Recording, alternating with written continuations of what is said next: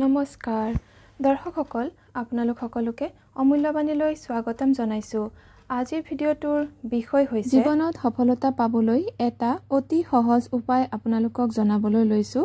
সফলতা পোৱাটো 100% নিশ্চিত হয়, কিন্তু আপোনালোকে এলাহ নকৰি প্ৰতিদিনেই কৰিবলৈ নাপাহৰিব আৰু সদায় কৰি গৈ থাকিব আপোনাৰ জীৱনত যেতিয়ালৈকে আপুনি ভবামতে সফলতা নাপায়। উপায়টো হৈছে বিঘ্নহৰ্তা গণেশ মুদ্ৰা।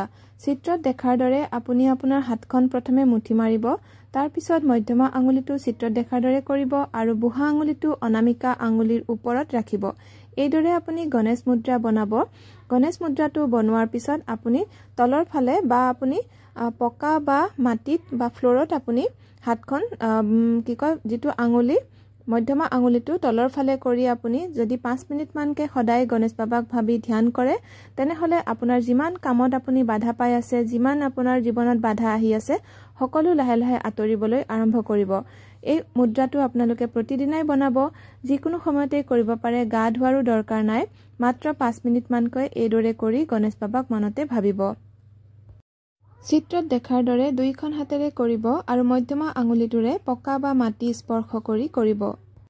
দৰ্শকসকল, আজিৰ ভিডিঅ'ৰ ইমানতে সামৰণি মাৰিছো। ধন্যবাদ।